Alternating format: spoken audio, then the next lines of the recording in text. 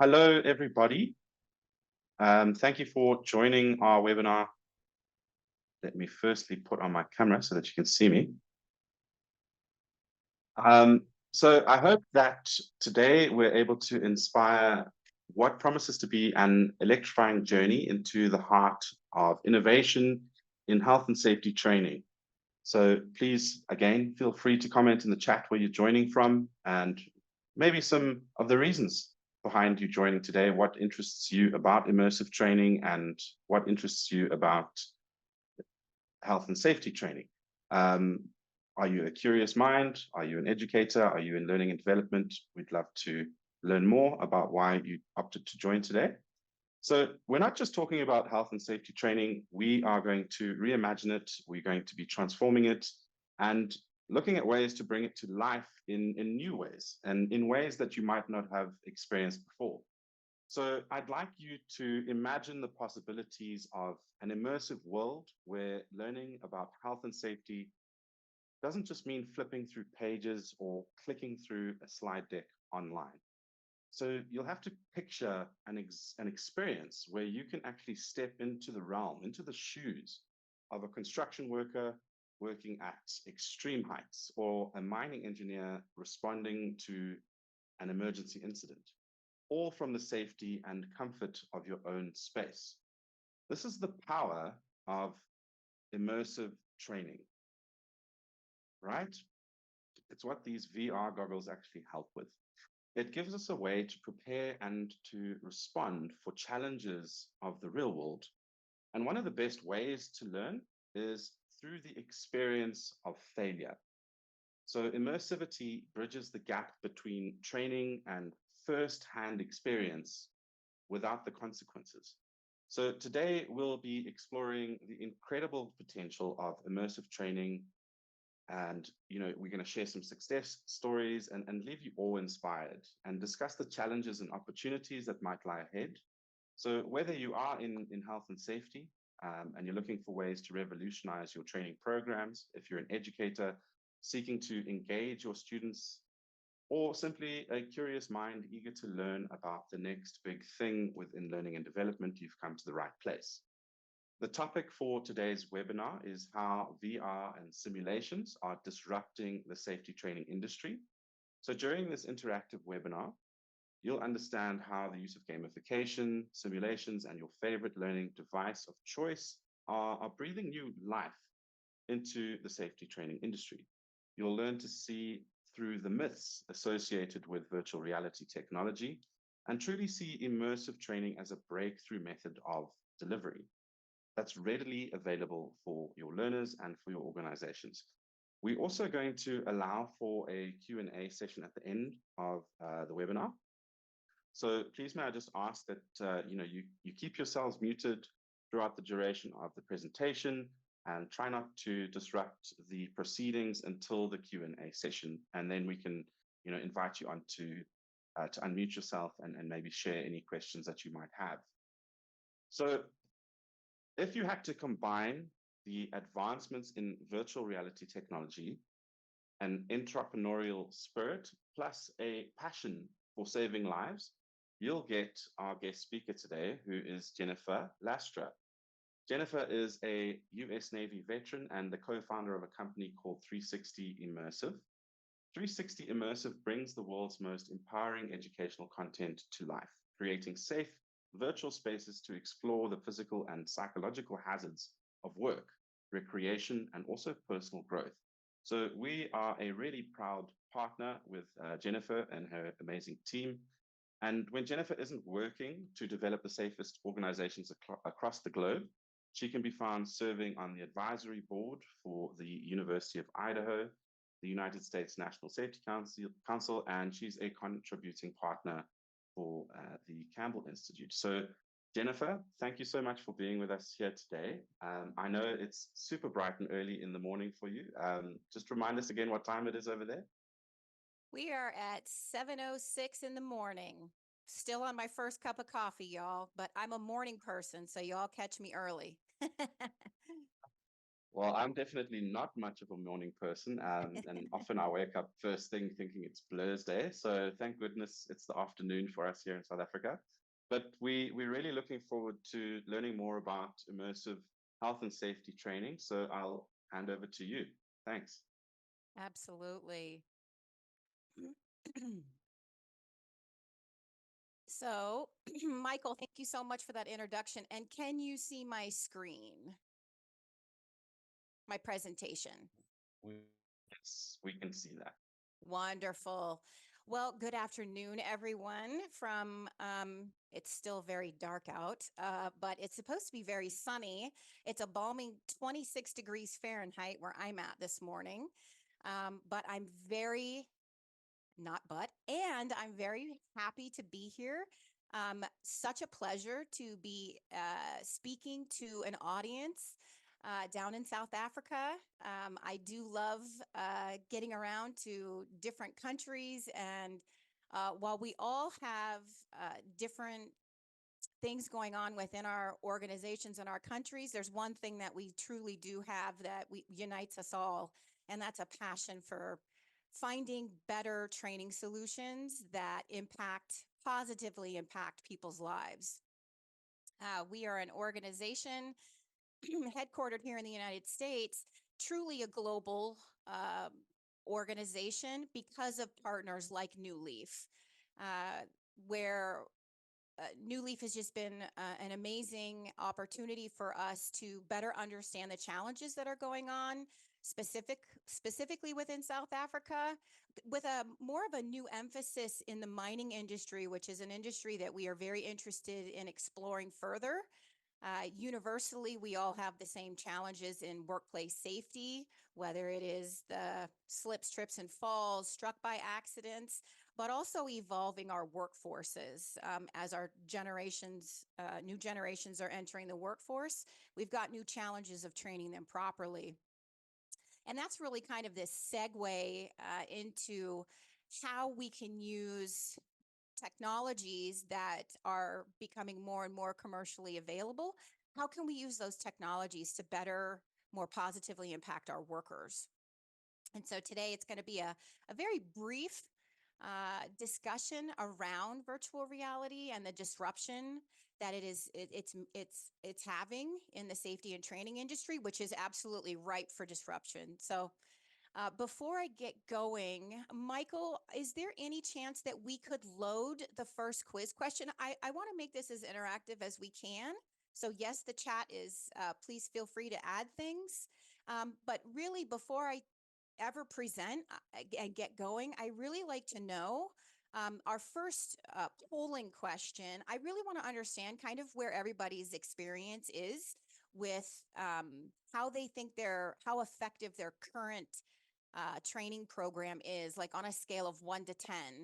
And Michael, is that possible for you to pull up that first polling question by any chance?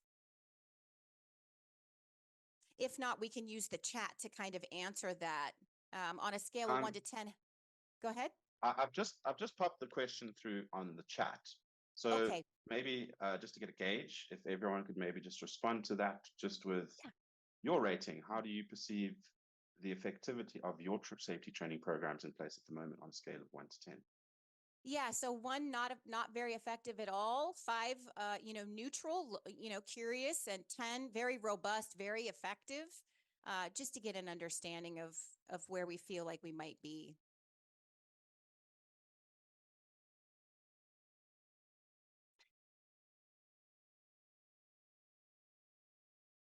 Okay. We've got a couple of answers coming back. 7, 5. Love it. The way that I like to proceed and share, I always think of, what if we could do this? What if we could take our traditional training methods, find a way to evolve them, and really find a way to get our injuries, fatalities, not moving along not declining, what if we could actually use technology to get those injuries, fatalities towards zero? I don't know that we'll, as a human race, ever get to zero accidents. But I do believe that we can start to diminish the impact and the severity and the frequency of these types of accidents. And I'm using a U.S. statistic here. So I think one of the things that United States does relatively well is they track through federal and state regulations injuries and fatalities. And so using data sets like what we have here in the United States is a great representation. Our most current data sets are showing these types of trends, and particularly where our organization is today. My background happens to be in, I was a US Navy veteran, and then I was in the shipbuilding industry. So very well aware of the construction side and the hazards associated with workplace safety on the construction side. And then I was also in the night vision industry on the manufacturing side. So I've had quite the background, but I've been able to see how both the construction and the manufacturing industries, warehousing industries, where those gaps are in traditional safety training methods. And so being the owner of 360 Immersive, that's really where we began to focus our immediate energies. How can we impact training and education in these specific areas? And I highlight them because based off of our fatality reporting, 54% of those three industries are making up the majority of fatalities, workplace fatalities. And so that's really the passion, that's really the mission that we have today. While we see mining is down here much lower on the scale, but wow, it's a huge, people don't necessarily get injured in mining accidents. We're seeing a lot of loss of life. And so we want to be able to do something about that. When we look at reducing fatalities through innovation, there's these 4 key areas that are opportunities for improvement based off of kind of where we are today with traditional training methods. Adaptability. As we all know, change is happening so rapidly within our organizations. It's very, very hard to keep up, whether it's regulatory, new innovation coming in, people's roles changing. We're looking at ways to upskill, reskill our workforce, beginning to have a more adaptive mentality within our organizations where learners are getting immediate feedback, the ability to use technology for its personal coaching effects. That's something that's very important, where we can't always have enough time on the job to give the coaching and on the job training that we necessarily need. Our learning experiences need to evolve to be able to do some of those things. And then also getting on the job training or real-time training when our workforce mostly needs it in the act of the tasks that they're performing. And these situations are evolving so quickly, we've got to be able to have those adaptive learning technologies accessible.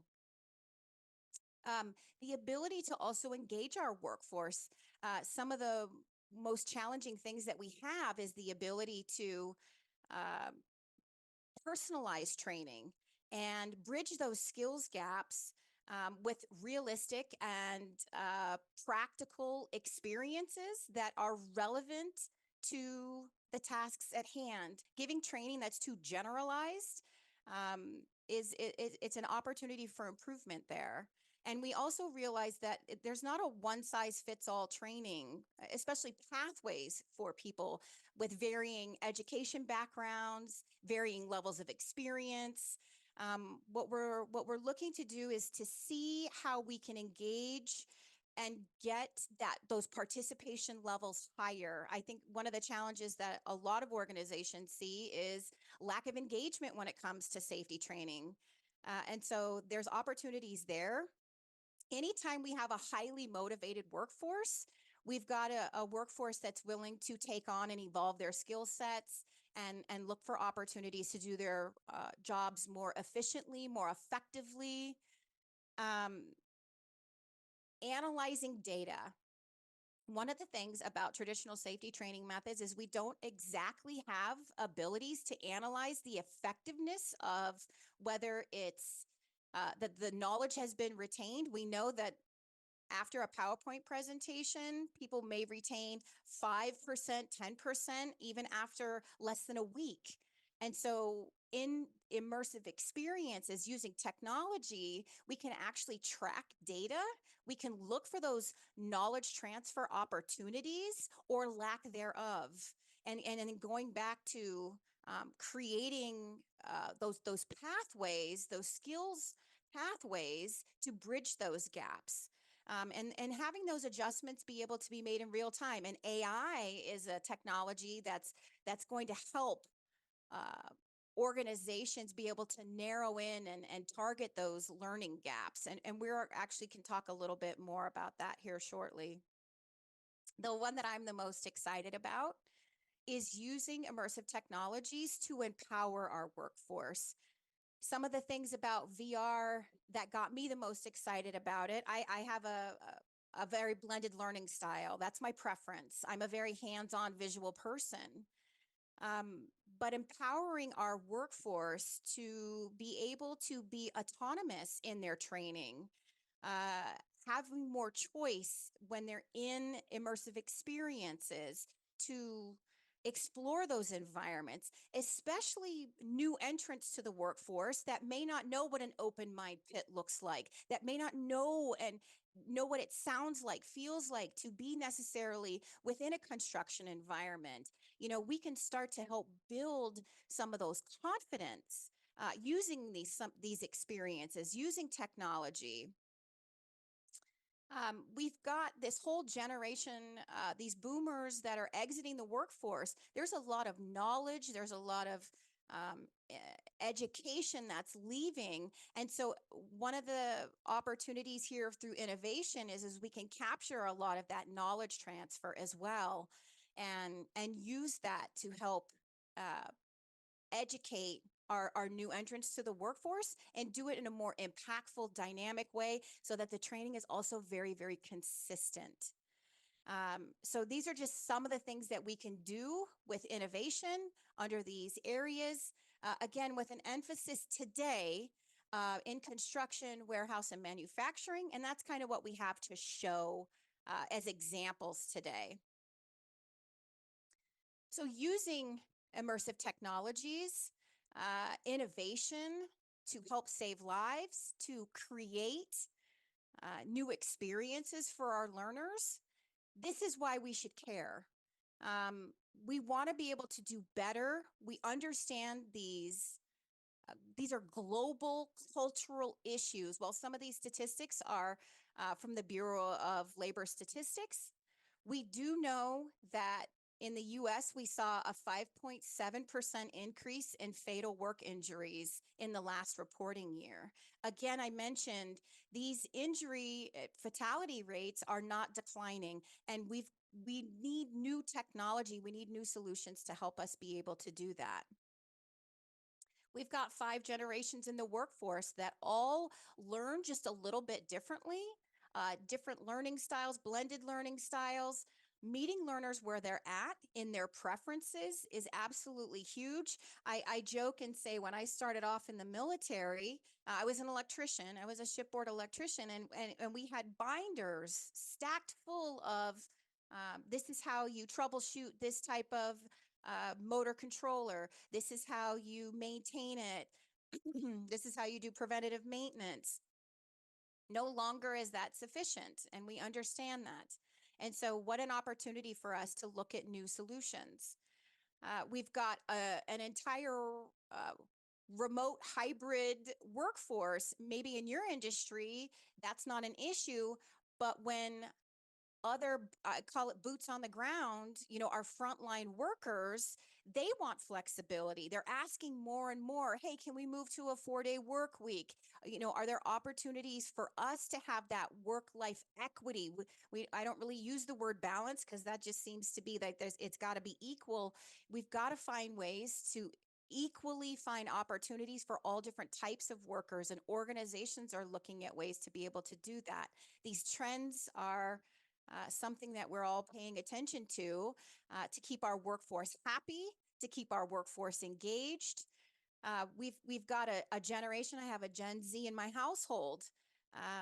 It's very likely that within your workforce, some of these same statistics will apply. Lacking relevant communication skills, social skills, and technology like immersive technologies, like virtual reality, can actually help to start develop some of these skills more than just worrying or providing compliance-based training. We can also start to marry some of these skills together.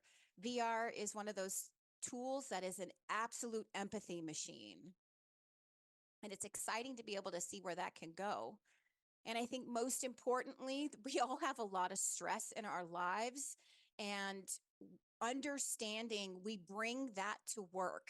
In the United States, we have a program um, through OSHA consultation, or OSHA occupational safety and health, that now emphasizes organizations that there's a mandate and a standard in place. I'm not sure what the regulation is in South Africa, where organizations have to start addressing the psychological safety aspects of not just physical safety, but psychological, mental, emotional safety and your workforce. And what are organizations doing to make those types of training opportunities available? And how can you blend these things together? So we're going to talk here very briefly about that. Before I go any further, we look at opportunities to take what's already working really well. I'm not here to say that traditional training methods don't work. What I'm here to say is there's opportunities to exploit our traditional training methods and use technology so that we can reimagine what has worked and how things can be better moving forward using technology. And so we go back to this concept of gamification. And I don't know if anybody remembers, in the United States back in 2010, gamification was all the rage. And one of the things I want to emphasize is the idea of gamification. This is not necessarily, I want to define gamification as an instructional design process and not necessarily a method. So said differently, I think of gamification as the process of adding game design elements. And the game design elements I'm talking about are here: challenge, having a challenge, self-control of the environment, assessments, goals, immersion, right? This is the process of being able to add these design elements to improve targeted outcomes and learning objectives. One of the things that didn't work back in the 2010s when gamification was all the rage is that we didn't have all of these components working together. They were more working, you may have a 2D environment where there may be a timer. Time is of the essence in safety. We want people to be able to explore their environments and make a very quick assessment. So there may have been like a timer. There may have been maybe an assessment or a question, but in totality, did the gamification design process include all of these elements? Because this is where when we combine all of these elements, most importantly, immersion, that sense of presence, this is really where we can start to track whether or not the learning objectives were conveyed, the learning objectives were understood. And then with the use of immersive technologies, we can see that the transfer of skills were actually achieved. Now, this is something that was foundationally, fundamentally missing back when gamification was first rolled out. And when you look at this slide, we're talking about attitude change. Like, these are the outcomes beyond just knowledge transfer. These are the outcomes we're talking about here. We've got motivated learners. We've got people who are behavior change, behavior modification. These are the types of things that we're looking for. Attitude, huge. If we've got, like I said, if we've got a passionate, um, uh, willing to participate, that those high levels of engagement, we're going to see behavior changes. We're going to see opportunities where people are speaking up. They're identifying opportunities for improvements, right? This is huge, all through the lens of learning how to play. And what I mean by that is we're talking about serious gaming. We're taking the fun, the entertainment of video games, and we're reproducing those into 2 to 5 minute learning objectives. And this is where we can embed these directly into these e-learning traditional training methods, e-learning PowerPoint presentations, and allow our learners to explore their environments and really get that knowledge transfer, get that confidence built around a particular subject, and allow people to practice. So imagining what that could possibly look like. And I absolutely love this slide because we talk about, again, I remember very well training, I have five slides I'm sharing with you all. I remember when you would see 150 slides. I don't know how many of you, and chime into chat here, how many of you in your safety training, if you're instructors, how many of you have, a 50 page slide deck? How can we break down the golden nuggets that we want, the very specific learning objectives, whether they're the learning objectives that are difficult to convey or explain, they're the learning objectives that are the most hazardous to actually perform or train on. Those are the types of things where VR is an absolute no-brainer to reproduce those types of training simulations. And I actually like to take it even a step way further back than that. Foundational elements of personal safety, right? How can we move away from rote training, rote learning, and get into an opportunity where it's not about passing a written test? Can you take all this information? Can you hear all this information? Can you see this information and now take a test to test for proficiency? We are at a place in history where knowing something is not enough. We're at a place in history where we actually have to be able to understand, why are we doing it? And how do we do it? And can you do it? And this is where VR is ripe for disrupting how that training is done in a systematic, repeatable, scalable way. And so when we look for testing for proficiency, can you actually perform the task, the process, in the order that it's given to you? Can you, under these uncertain circumstances, make the right decision? And if not, what a great opportunity to continue to go back, refine your processes, refine your actions. I am a firm believer, and it's in the scientific method. We learn something, we create a behavior or a thought around it. It leads to our actions. Then it leads to an outcome, good or bad. And then that cycle repeats itself. So if we're training or we're showing a lack of attention during training opportunities, there's so many gaps in there to make mistakes, to overlook things, to be mindless, because we're used to seeing the same things every single day. Putting people into these environments where there's an anomaly, or even just honestly daily operations, opportunities to refine those skills and continuously practice. When we talk about an unbiased safety culture, we are all professionals, adults that come into our workplaces with stories, with experiences, good, bad, indifferent.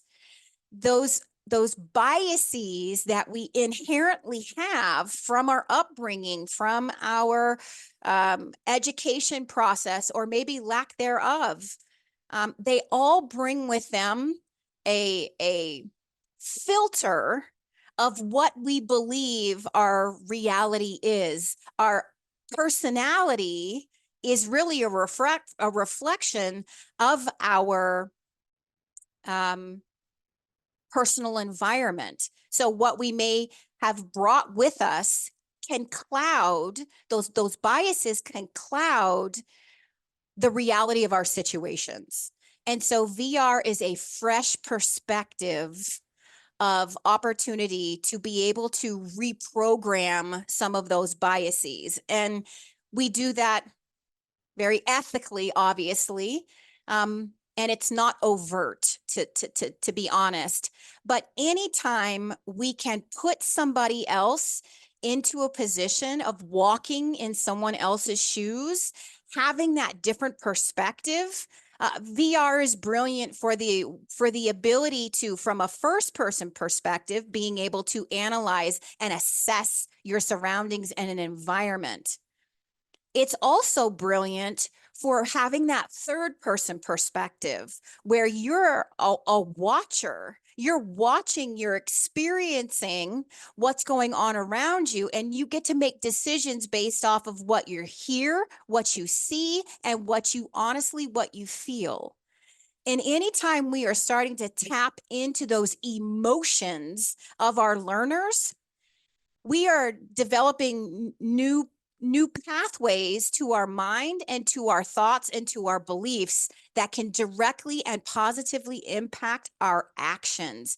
And in the safety training industry, getting people more self-aware, focused in, and in the present moment. And VR is beautiful for that because you're completely consumed with everything that's going on around you within that environment, and everything else in real life is closed off. The thing I think that excites me the most about the power of this technology is self-advocacy, self-empowerment. And we use things like a companion character. And I'll show you a little bit more here shortly. We're actually going to sit tight because we're going to actually drop into the chat what one of these simulations looks like. And you'll start to understand the ability to have a personal coach and a personal assistant is absolutely crucial so that learners can start to have guidance, have choice in their experiences as they're training. And anytime you can bring in the concepts of fun in a controlled manner and environment, in that hazard-free type environment, you open up a lot of possibilities, a lot of opportunities for self-exploration. And that's that empowerment, that's that autonomy feeling that learners are looking for and very, very interested in. So when we talk about how is industry addressing these types of opportunities with technology, and specifically today, I'm here to only talk about VR, but this is how we are addressing these types of opportunities. The screen grab that I have here is, again, I'm here today because New Leaf also embraces the idea of using immersive technologies to save lives, to give a new approach to training. And we have a program, a product called My Virtual Safety Trainer. And you can go right online under their eLearning Solutions tabs, and you can learn more about this program called My Virtual Safety Trainer. It's an online e-learning program. It's split today between construction, courses and general industry, again, more on the manufacturing, warehousing side, but it's a very robust training program that really does follow the US OSHA standards. And it's about 11 hours, for each industry, each sector, it's about 11 hours of e-learning content. Now, I don't want to overwhelm anybody, but that's a lot of content. 30 courses that are broke down into 15, 20-minute e-learning segments. Okay. Within those e-learning segments, we have virtual reality simulations that are embed directly into the e-learning program. And so this is where we're able to combine the concepts of desktop, iPad, tablet. So if you have that as your learning device, you can still interact with the training content. On an iPad, you're rotating the iPad around. Not as immersive as a VR experience, but you have those options to select. To also write on your browser, use your desktop. Or if you happen to have a MetaQuest 2 or 3 today, those are the VR headsets that we support. You can also interact with the simulation using a VR headset. So our thoughts here are there's a lot of misperceptions around the use of virtual reality technology. There's barriers to adoption. And so what we see with our solution, number one, eliminate the barrier of having to have a VR headset right off the bat. And I'll be honest, 10 to 15% of our end users are using a VR headset. The majority are using their desktop or whatever their training device is. They may have a 5-year-old company issued laptop, or they may have an iPad. We eliminate the barrier of entry of having to go buy new hardware. So that's the first thing.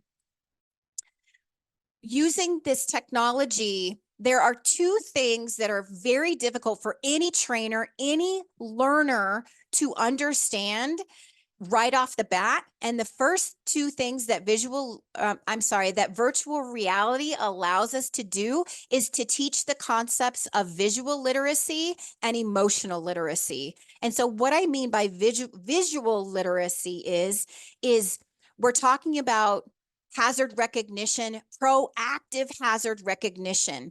Can we train learners to see hazards more deliberately, systematically, and purposefully? Okay, so this is really about understanding what we see in the environment. What does it mean? What actions should we take to get the result we're looking for? Okay, lines, shapes, colors.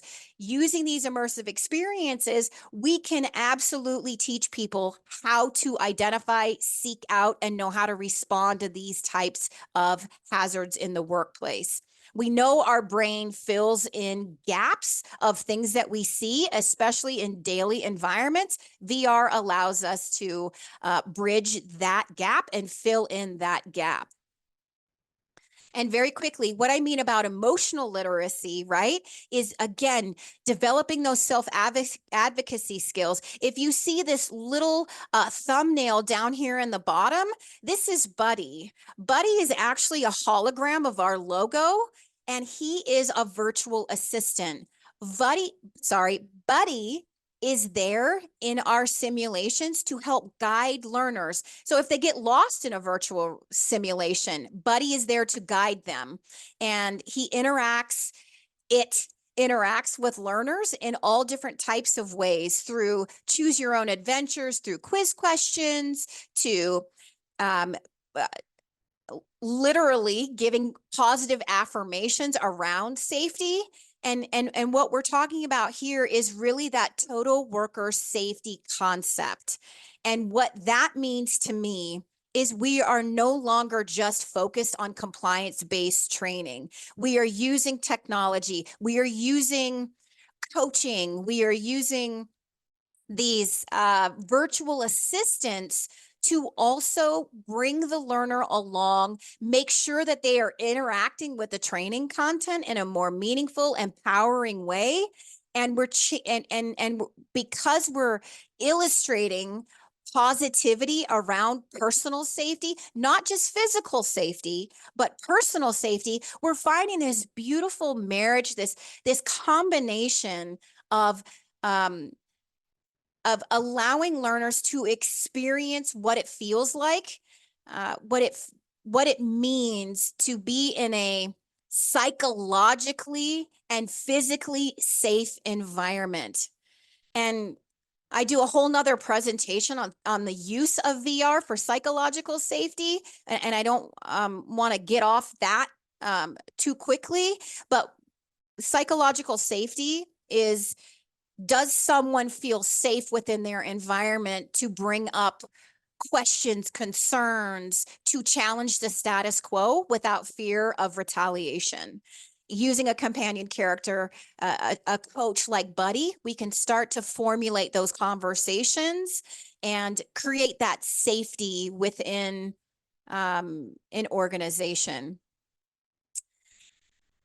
Okay, I wanted to make sure that I got through all of the material. I'd love to, Michael, is there a way for you to add in? Oh, you already added the simulation. Wonderful. If anybody wants to go into that immersive experience that Michael added into the chat, this is an example of, this is an electrical safety topic, which can be very confusing for a lot of learners. It's all about electrical GFCI and AEGCP programs. It explains, what do those programs mean? And then it allows learners to kind of interact within a construction environment, but it overall gives that training a new meaning. So imagine you're in an e-learning environment, you've learned about all of these definitions, and now you're applying those definitions into an immersive experience. And so this link that Michael has shared with you, please bring it to your trainers, show it to some of your learners. It's an example of what can be created, 2 to 5 minutes. Everything that is developed that's readily off the shelf, that's available right here through New Leaf, is also customizable, okay? We do not want organizations to reinvent the wheel. We can easily replace a construction environment for an open mind pit. We can easily replace that for a hospital setting environment, because foundationally the hazards are relatively the same: struck by accidents, slips, trips, and falls, electrical safety, confined spaces, hazard communication, hearing conservation. The environments change and the environments do matter. And the learning objectives are still the same, but getting that environment reflective of daily operations is huge. And I can't overemphasize enough the significance of this. Content creators, much like our organization, are rapidly creating content in silos. We've got organizations that specialize in crane safety. We've got organizations that specialize in driver safety. Companies like myself are looking at a more holistic, again, breaking down barriers, affordability, making things affordable, allowing for customization opportunities, removing the barriers for hardware, making the content accessible. So we're talking 6th to 8th grade reading level here. We're talking about translating into other languages very rapidly. There continues to be, VR is not just about training for dangerous industries. Again, we go back to this concept of total worker safety. How can we evolve our training programs to also support our workforce and their well-being? all very unique opportunities where technology is absolutely brilliant. Okay, so with that, I'm more than happy to take any questions anybody may have. I did have, one poll question that I have is, now that you see what an immersive experience can look like, just even on your desktop, do you see an opportunity where this technology, and please chime into the chat or speak up, do you see where this technology could really be not just for pilots and war fighters and medical purposes, where we're talking truly life and death, and we're talking about human life and death, and we're also talking about destruction of millions and millions of dollars of aircraft and the lives associated, some even in the billions, depending on what the aircraft is carrying, the risk there. But can you see where every day something as simple as workplace safety could be completely enhanced with this type of technology? I mean, I'd love to hear your thoughts, questions, comments.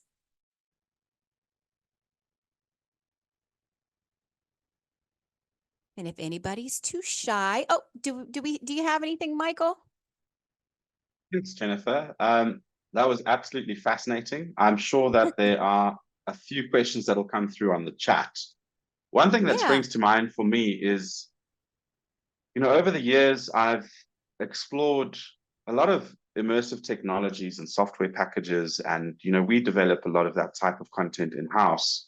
Absolutely. And I'd like to pick your brain and ask where you think the evolution is going. What's next for immersive training? The trajectory is unreal. There's new things coming out every other day, but I'd love to get your lens on it.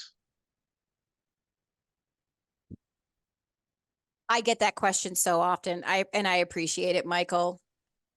There's never a conversation these days. 3 years ago, VR was all the rage. These days, AI is all the rage. There's never a conversation without the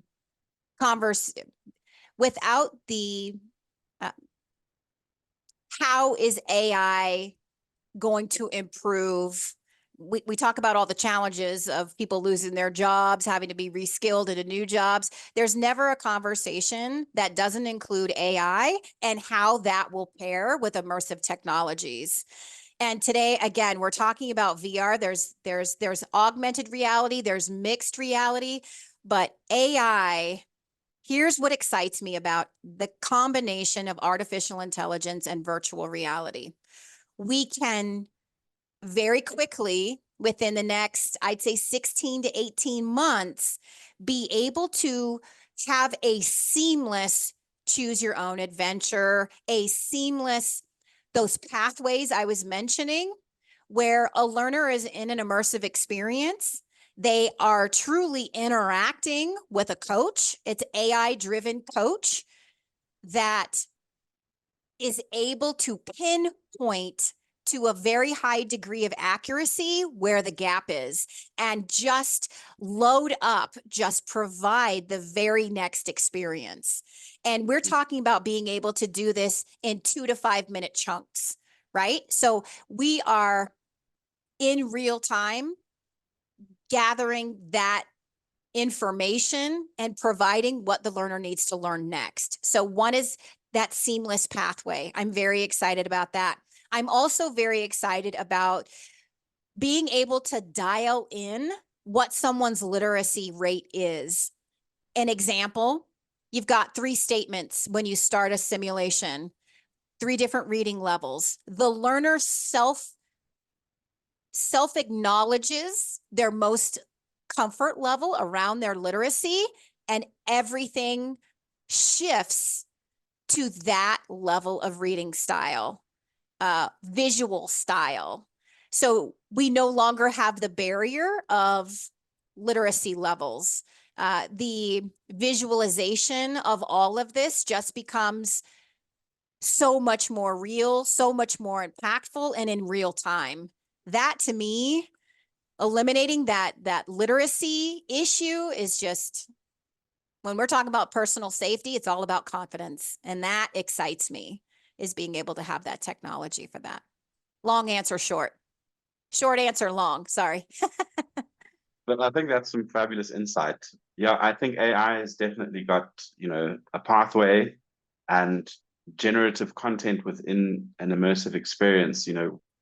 We've been exploring attaching APIs from ChatGPT and 11 Labs and all sorts Yeah. of things that sort of integrate well into JavaScripting, so you can almost prompt an immersive learning experience.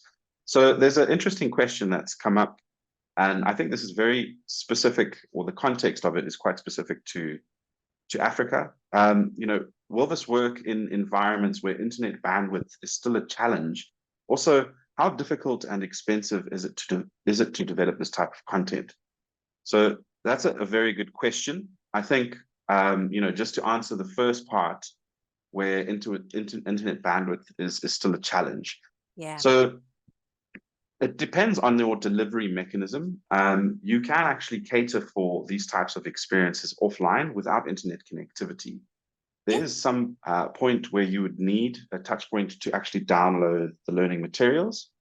And if you are, collecting progress or a repository of results, and you're doing some learning tracking, then you'll need some connectivity at a later point too. But to actually go through the content, there is offline capability. I'll pass the question on, how difficult and expensive it is to develop this type of content, over to Jen.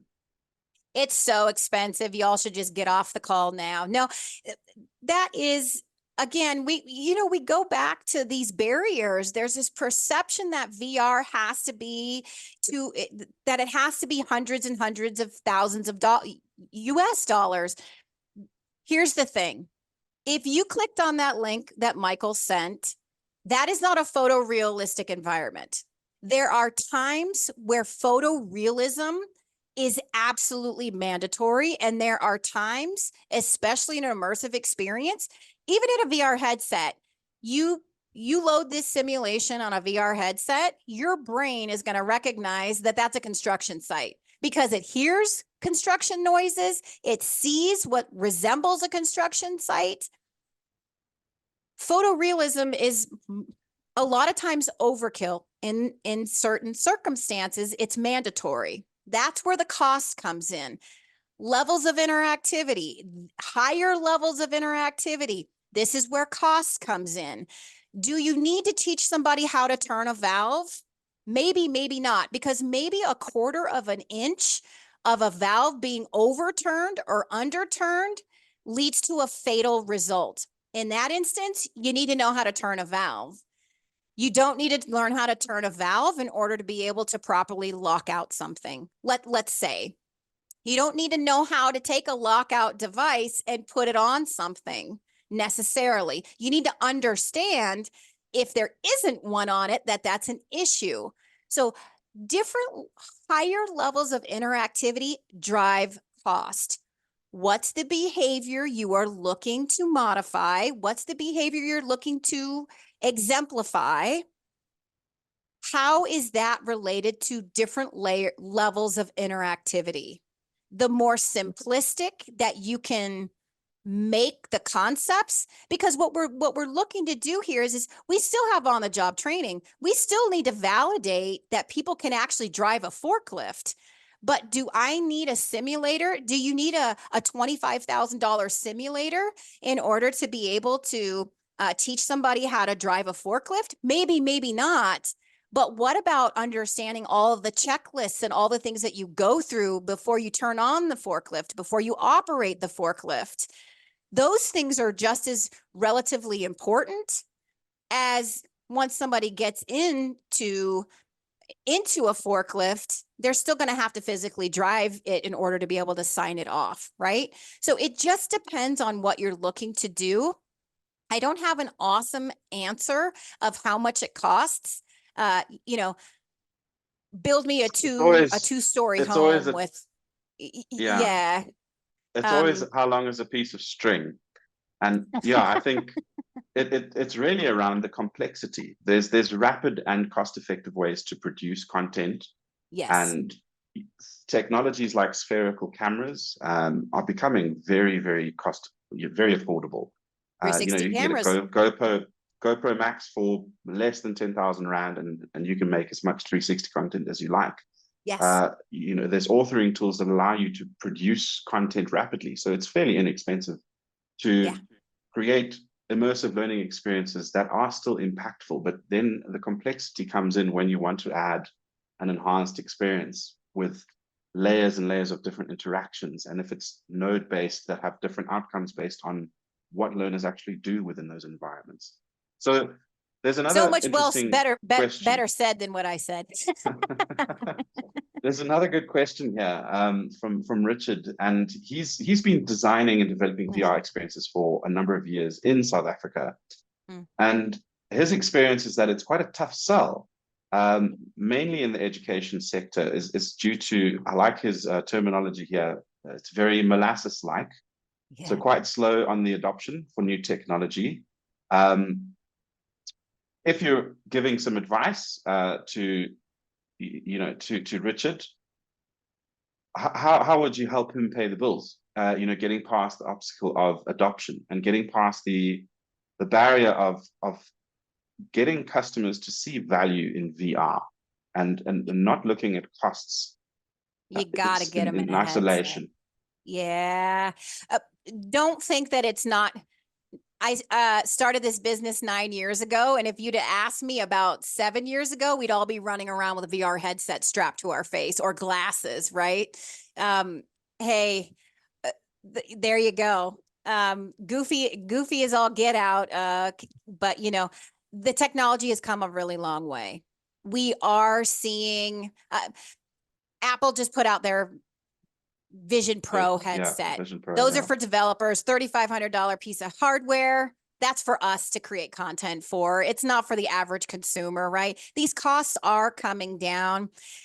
Allowing people to, this is one of the biggest things, allowing people to access the training content on a desktop. Huge, like 90% of our end users are using their desktop, right? Finding ways to do that. Getting them into a VR headset so that they feel what that environment can do, and they will start to have a light bulb moment. But we've got to understand, why are we creating the content? What is the purpose behind the content? Let's not just create it to create it because it's cool and it's fun. So I applaud you for being a developer. We also see a massive opportunity where we want to create an authoring tool that's doesn't require software developers to be able to use the authoring tool, much like how you would create a storyline training program. That's huge. We've got to work on these adoption rates. It comes back to content creators being able to do that. It's getting people like me and all these different companies to come and do presentations and educate them on the barriers. That's just a great start. Educate how industry is working around those barriers. They need to be able to embrace the fact that this is happening and that these opportunities are here, not just for those organizations with the big budgets. Adoption is slow. I get it. It's a challenge I work through all the time. I think you hit the nail on the head there. You know, you're not just creating content for the sake of creating content. And, you know, content is queen, content is king. Queen. At the end of the day, you know, you're really looking at the transition and the impact that an experience like that transcends to.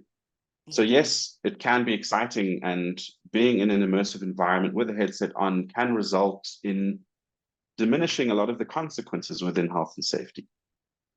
But that is the objective. So the objective is what you keep in mind. You know, the delivery mechanism of immersivity just draws that bridge to be as realistic and as close to a real life experience that you can get. So that's really what you keep top of mind. And you know, just to sort of answer your question there, Richard, in my own opinion, I think the adoption rate in South Africa is certainly being bolstered.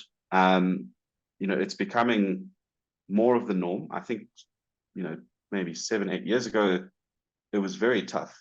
These days, I think it's becoming part of the fold, part of everyday solutions. A lot more companies are seeing the value in it. So I do think there's a lot more, awareness, and I think the market's a lot more educated than they once were. So we do need cost-effective solutions, but we also need very impactful solutions that really hit the mark.